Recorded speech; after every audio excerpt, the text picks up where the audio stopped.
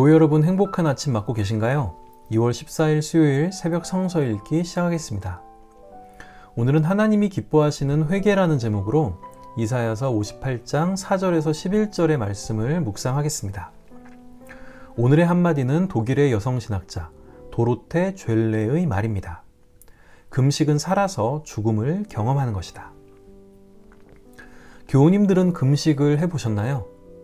전 예전에 3일 동안 금식을 해본 적이 있는데 3일째 되는 날은 온종일 금식이 끝나면 뭘 먹을지에 대한 생각밖에 안 나더라고요. 풍요로운 세상에 살다 보니 음식의 소중함을 잊고 살았는데 금식을 해보니 양식이 없어 줄인 사람들의 고통을 조금은 알겠더라고요. 오늘은 금식과 회개에 대한 말씀인데요. 이사야 58장 4절에서 11절 함께 보겠습니다. 너희가 다투고 싸우면서 금식을 하는구나. 이렇게 못된 주먹질이나 하려고 금식을 하느냐?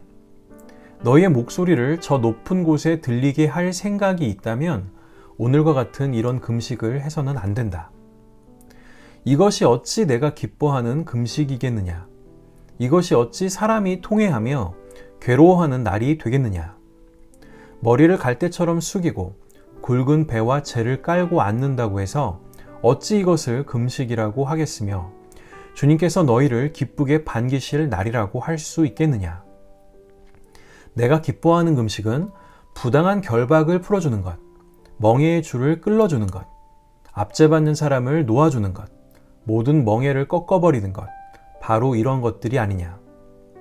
또한 굶주린 사람에게 너의 먹거리를 나눠주는 것, 떠도는 불쌍한 사람을 집에 맞아들이는 것이 아니겠느냐? 헐벗은 사람을 보았을 때 그에게 옷을 입혀주는 것, 너의 고륙을 피하여 숨지 않는 것이 아니겠느냐? 그리하면 내 빛이 새벽 햇살처럼 비칠 것이며 내 상처가 빨리 나을 것이다. 내 의를 드러내실 분이 내 앞에 가실 것이며 주님의 영광이 내 뒤에서 호위할 것이다. 그때 내가 주님을 부르면 주님께서 응답하실 것이다. 내가 부르짖을 때에 주님께서 내가 여기에 있다 하고 대답하실 것이다.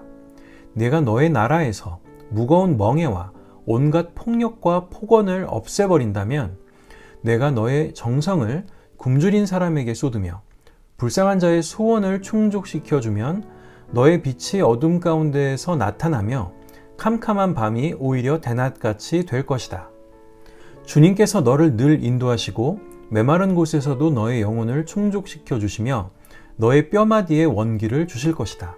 너는 마치 물된 동산처럼 되고 물이 끊어지지 않는 샘처럼 될 것이다. 아멘. 오늘은 성회 수요일 혹은 제의 수요일로 사순절이 시작되는 날입니다. 카톨릭과 개신교의 일부 교파는 재를 이용해 이마에 십자가 모양을 그리고 예수 그리스도의 고난을 묵상하며 구원받은 백성으로 살아가지 못한 삶을 회개하는 전통을 이어오고 있습니다. 여기에서 재는 어떤 물체가 불에 탄 뒤에 남은 그 재를 말합니다. 그러면 재를 가지고 이마에 십자가를 표시한 이유는 뭘까요? 먼저 구약시대 사람들은 하나님께 죄를 지었을 때 재를 머리에 뒤집어 쓰고 옷을 찢으며 참회했습니다. 그러한 전통이 기독교에도 이어진 것이라 볼 수 있겠네요.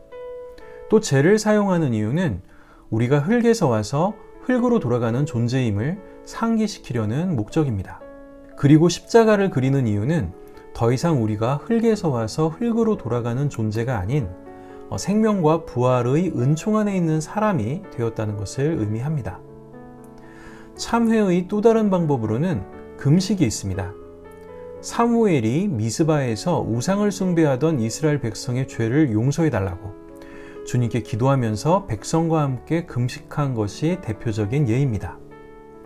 오늘 본문인 이사야서는 하나님이 기뻐하시는 금식에 대해 이야기합니다. 먼저 잘못된 금식에 관한 지적이 나옵니다. 바벨론 포로 생활에서 돌아온 유대 백성들은 겉으로는 경건한 백성인 것처럼 보입니다. 1절에서 3절을 보면 그들은 모든 일의 판단을 주님께 여쭈었고 절기 또한 잘 지켰습니다. 유다의 절기들은 대부분 민족적 위기 상황을 배경으로 하기 때문에 금식과 죄의 고백과 하나님의 도우심을 바라는 그런 형식을 취했습니다. 하지만 주님은 그들이 형식적으로 절기를 지켰고 또 그 절기를 지킨다는 이유로 일꾼들에게 무리하게 일을 시켰다고 지적합니다. 그리고 4절에서 5절에는 다투고 싸우면서 하는 금식은 주님이 기뻐하지 않는다고 말씀하십니다. 이어서 6절에서 7절에는 주님이 기뻐하시는 금식에 대한 내용이 나옵니다. 그것은 부당한 결박을 풀어주는 것, 압제받는 사람을 놓아주는 것, 멍에를 꺾는 것, 줄인 자에게 양식을 주는 것, 불쌍한 나그네를 집에 맞아들이는 것, 헐벗은 사람에게 옷을 입혀주는 것, 가난한 고륙을 못 본 채 하지 않는 것 등입니다. 이러한 행동이 주님이 기뻐하시는 금식이라고 말씀하십니다. 그런데 이러한 행동이 왜 금식과 관계될까요? 제가 오늘의 한마디에서 소개한 말이 힌트가 될 수 있을 것 같습니다. 금식은 살아서 죽음을 경험하는 것이다. 금식은 육적인 욕망을 끊고 하나님께 나간다는 의미가 있습니다. 또한 금식으로 인한 육신의 고통을 통해 주위에 고통받고 있는 자들을 돌아보라는 그런 뜻을 가지고 있습니다. 이사야서에서 말한 참된 금식을 오늘날 상황에 비춰보겠습니다. 우리는 기후위기 시대에 살고 있습니다. 기후위기는 우리의 풍요로운 삶을 향한 욕망으로 인해 발생한 것입니다. 그 욕망으로 인해 세상은 온갖 편리한 상품과 서비스로 가득 차 있지만 그러한 상품과 서비스를 생산해내기 위해 자연은 한없이 착취당해 왔습니다. 사람은 착취당하면 노조를 결성해 투쟁이라도 할 텐데 말 못하는 자연은 그러지도 못했습니다. 우리는 더 나은 삶에 집중하면서 고통받고 있는 타자들에게는 관심을 두지 않았습니다. 여기에서 타자는 우선 자연 생태계가 있을 것이고 기후위기에 직격탄을 맞는 남반부의 가난한 사람들이 있을 것입니다. 그리고 가까이에는 재작년 수해로 인해 목숨을 잃은 반지하방의 장애인 가족과 뜨거운 여름을 에어컨 없이 견뎌야 했던 쪽방촌 주민들이 있을 것입니다. 저는 사순절 기간에 우리 교우님들과 함께 탄소 금식을 실천해 보았으면 합니다. 참된 금식은 고통받고 있는 타자를 돌보는 것이라고 했을 때 탄소 금식이야말로 이에 부합하기 때문입니다. 저희 교단의 생태 공동체 운동본부에서 만든 탄소 금식 실천 안내를 보면 사순절을 7주로 구분해서 각 주별로 실천 사항을 이렇게 제시하고 있는데요. 오늘 2월 14일 수요일부터 17일 토요일까지는 TV 디지털 금식이 주제입니다. 실천 사항으로는 TV를 끄고 내 삶의 방식 회개하기, 기후위기 관련 책이나 온라인 강의 듣기, 필요 없는 이메일 및 앱 지우기 등이 있네요. 저희 어린이부도 탄소 금식에 동참하려는데요. 저희는 밥 먹을 때 그리고 화장실 갈 때 핸드폰 보지 않기, 또 핸드폰 1시간 정도를 끄고 카톡 프로필에 디지털 금식 중이라고 쓰기, 이런 것들을 실천해 보려고 합니다. 산업혁명 이후로 지구 평균 기온이 1.5도 정도 지금 상승하는데 이제 6년 정도밖에 남지 않았다고 합니다. 지구 평균 기온이 1.5도가 상승이 되면 인류의 노력과는 무관하게 지구가 가열되는 임계점에 도달한다고 하네요. 우리의 작은 노력의 영향은 미미하겠지만 이러한 작은 행동들이 모아지고 이러한 생각들이 번져갈 때 기후위기도 극복되리라고 믿습니다.